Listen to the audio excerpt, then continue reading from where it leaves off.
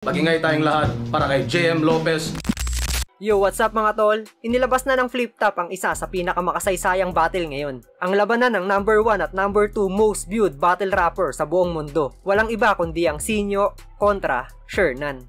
Walang duda tayong mga taga-subaybay at tagahanga ang pinakapanalo dito dahil hindi tayo binigo ng bawat isa sa kanila. At dahil nga naging maganda ang kinalabasan ng laban ay naisip ko na pag-usapan at talakayin natin ang kabuuan ng naging battle. At kung paano nga ba tinalo ni Sinyo, si Shernan. Pero bago natin umpisahan, gusto ko lang sabihin na lahat ng maririnig nyo sa video na to ay pang sariling opinyon ko lamang at maaaring yung iba sa inyo ay hindi sumang-ayon. At kung meron din kayong sariling opinyon ay pwede nyo yan i-comment sa ibaba at babasahin nating lahat yan. Pasadahan lang natin ng mabilis yung tig-tatlong ikot nila at kung ano ba yung pinaka naging takbo ng laro. Rumekta na tayo sa round 1. Si Sinyo ang unang bumanat at kakaiba yung naging atake niya dito kumpara sa mga nagdaang laban niya. Mas seryoso yung mga linya na binibitaw niya tapos sa kada 2-liner o 4-bar setup ay solido yung bumabagsak na punchline. Maganda rin yung naging angulo ni Sinyo sa number 1 at number 2 na kumparahan. Dahil bukod nga naman sa kanya ay wala nang pwedeng makapagsabi nun kay Shernan. Pinili mo na Sinyo! Pinili ko talaga! Doon mo na nga lang ako mauunahan, tinanggihan mo pa. Kasi sino bang tangang gustong maging pangalawa, baka nakakalimot ka. Nandito ka sa mundong walang may pake, pag di ikaw ang pinakaking ina ka. Numbers don't lie. So what you gonna do? Anong second most viewed? Who the f*** are you? I-remind lang kita kung wala kang clue na ang rule number 1, never be number 2. Solido rin yung pagkaka-reference niya sa 3GS members at sa mga tumatak na linya nila. Tapos naikonekta pa niya to sa pinaka-iconic na ender ng mga magbabayaw. Ikaw ba si Shernan Gaite? Gaite? Gainate pa? Lumugar ka! Kesyo may pera at successful din daw siya. Tangina, ang tanong, lumibel ba? Pag ako naubusan ng pasensya, pasensya. Pistol here, wag mo kong i-trigger, talagang tutuluyan kita. Lalo na't ganito yung range, ang dali mong maasinta. Isang pagkakamali mo lang, talagang magiging mind-blowing yung eksena. Pansin nyo ba? Pamilyar yung mga ginamit kong pangalan at linya. Well, salamat sa mga dating kapatid at bayaw mong pumunta kasi ngayong gabi yung 3GS, ikaw naman yung pinatutumba. Malakas yung round 1 ni Sinyo mula sa mga anggulo na napili, bar after bar at bigyan din natin ng highlights dito yung malaking improvement niya sa rhyming. May mga internal at extended rhyming na siya na ginawa kaya mas naging swabe sa pandinig yung kabuuan ng round. Mapunta naman tayo sa round 1 ni Shernan. Eto, grabe yung rebat na ginawa niya dito sa huling linya ni Sinyo. Ibang klase yung performance level. Naging malaking pyesa yon para agawin yung momentum kay Sinyo dahil rebat pa lang may panggulat factor na. Pinapatumba ko ng 3GS.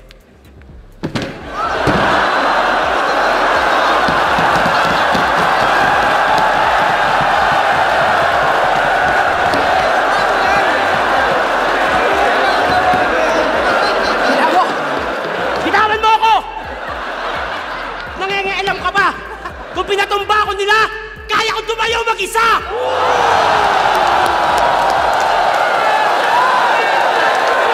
Pagdating naman sa sulatan, syempre Shernan yan, hindi mawawala dyan yung mga classic na jokes. Naulit ni Shernan yung angulo sa pangangaliwa issue ni Sinyo na ginamit na nila noon ni MZite sa 2x2. Pero mas naging creative ito dahil naipasok o naikonekta pa niya yung ginawang proposal ni Sinyo pagkatapos na naging laban nila. Nung nanalo kami sa 2x2, nag-propose si Tarantado kahit wala naman sa plano. Biglang naglabas ng ring porket sa amin napunta yung ring ng kampyonato, pass forward. Paulit-ulit ka ng babae, yan ba ang mabuting haligi? Tapos nung nahuli ka, bigla ka na lamang nagsisi. Lumuhod, humingi ng tawad. Pero si B, nagawa mong bobohin. Para patunayang mahal, niyaya ng kasal at gusto agad suluhin. Ulul, pakasalan mo o hindi, kung mahal mo talaga, hindi mo lolokohin. Huwag mong gamitin ng simbahan para pagtakpan ng iyong napiling gawin. Ang pakikiapid at pangangalo niya ay malaking kasalanan, Joseph. Nasa Biblia ka pa man din. Hindi... Classic Shernan yung lumitaw sa round 1. Siguro mas mabigat yung naging ender ni Sinyo pero mas panggulat yung panimula ni Shernan. Dumako naman tayo sa ikalawang ikot. Sa round na to, dito na lumabas yung classic na Sinyo. Sobrang naging mabenta yung mga komedya pero mapanakit na linyahan nito. At ito rin kasi yung inaabangan at gusto makita sa kanya ng mga tao, yung ganitong klaseng sulatan at performance na hindi natin gaano nakita sa naging laban nila ni Apex. Sir, baka naman. Putang ina, binigyan ako, baka naman. Ano to, lokohan? Di ata tayo nagkakaintindihan. Di ko yan gustong kalaban. Hinihingi ko, veterano. All gods, binigyan mo ako, batikan.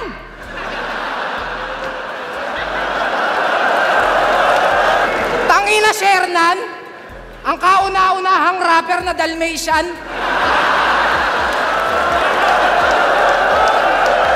At speaking of Apex, eto may mga linya rin siya dito na parang sinagot niya yung mga paratang sa kanya ni Apex noong naglaban sila. Yung hindi raw siya nagpakita nung quarantine o yung mga panahon na doon siya pinakakailangan. Wala ako nung quarantine kung kailan ako pinakakailangan. Pero ginawan ng paraan. Sinuportahan ng di nyo namamalayan. Ilang porsyento ng sinasahod nyo, tanungin mo si Arik sino pinaguhugutan. Nag-aabono ako. Nag-aambag ka lang. Baka sabihin mo, lugi ka pa niyan. Kasi ibabaon ko na lang to ng tumubo ka naman. Malayo ating agwat at pagitan. Dahil ito pinagkaiba ng nag-stand out sa naging stand-up comedian. Sa round 2 ni Sinyo, iba naman yung naging atake niya dito kumpara sa nauna niyang round. Kahit na more on jokes yung mga binanat niya dito ay mas dumirekta naman yun kay Shernan at mas naging madiin yung mga linya na yun. Sa round 2 naman ni Shernan, ito para sa akin naging mahapde yung angulo niya dito sa kumparahan sa pagiging haligi ng tahanan. At kung hindi ako nagkakamali, si Shernan pa lang yung pumuna nito kay Sinyo. Kaya hindi pa gasgas o gamit yung angulo na napili at bago ito sa pandinig. Puro trabaho nasa utak. Usapang kita, ayaw niya ng failure. Nagpapatibay ng pader pero wala ng father figure. Kumuha ng tagahatid sundo. Imbis siya ang gumawa, may tagaluto, tagasaing, meron pang tagalaba, katwiran niya, may pera tayo, secured pati ang bills, bumubuo ka ng pamilya na kulang sa memories. Naalala niyo to? Nasa pagalingan ka pa rin? Nasa pasarapan na ako ng buhay. Talaga? Masarap ba? Na yung kailangan ng asawa mo, di mo mabigay sa kanya, masarap ba? Sa tuwing gustong gumala ng mga anak mo, Sinyo, palagi kang wala, habang ako, nagampanan ko lahat, pinansyal at pagmamahal, pati pato, tinaya. Oo, napasarap mo nga buhay nyo, pero di mo napasaya. Isa pang kumparahan topic dito ni Shernan ay yung pagiging joker ng bawat isa sa kanila. Mas seryoso at technical naman yung naging atake niya dito at ipinaparating na bilang komedyante sa liga ay mas malinis pero mas makulay na papel yung nagawa niya. Sa flip top, ikaw pa rin si Vice Ganda. Kailangan pang mandamay ng iba para lang magpatawa. Habang ako si Bayani Agbayani, humor pa lang panalo na. Para makakuha ng fanbase, nag-isip ako ng taktika, nag-costume, nagpatawa, nagpalawak ng kontinente para Antarctica, nakuha ko. Nagkaroon ng pangalan sa battle rap sa sarili kong paraan. Tapos ko nang gawin to para sa inyo, kaya ngayon ako naman, ilang taon na tayo nagpapatawa. Goods ka na ba sa ganyan technique par? 2 most viewed sa battle rap. Panahon na para magpakita ng technical, mag-rap ka! Suwabe rin yung naging round 2 ni Shernan, iba rin kumpara sa naging round 1 niya. Kumbaga parang nagkabaligtad sila dito eh. Si Sinyo from seryoso nung round 1 ay nag-switch sa pagiging classic joker nung round 2. Habang si Shernan naman, more on jokes nung round 1 pero sa round 2 ay mas nagpamalas ito ng seryoso at technical na atake. Sa huling ikot, para sa akin, ito na siguro yung pinaka-effective na round ng bawat isa sa kanila. Vintage Sinyo kontra sa OG Shernan. Yan ang naging takbo ng laro sa round 3. Biglang naging style clash yung aura sa huling round at nagampanan o naihatid nila ng maayos yung salpukan na yun. Ayaw mo ng damayan? Eh kahit di ako mandamay, panigurado damayan. Yung impact, dama pa yan. Na di lang to checkmate, dama pa yan. Ang kalalabasan, magdadramayan at magdadamayan sa madadamayan. Kung magdadahilan, eh di dadagdagan ko ba't dadalatsan? Putang ina! Sorry na pahaba, nadadala lang. Iba't ibang angle ang nakatutok na bala. Ito ay obvious na nga na iba't ibang angle ang nakatutok ngayong most viewed ka na. Kaya every shot will penetrate. Hindi muna kita tatatarin. Pero mapaplatline sa tema ko. Literal na tit ang maririnig ngayong ang warning shots na katapat sa tenga mo. Kasi ako, matatakot dyan. Eh kahit putang ina naman.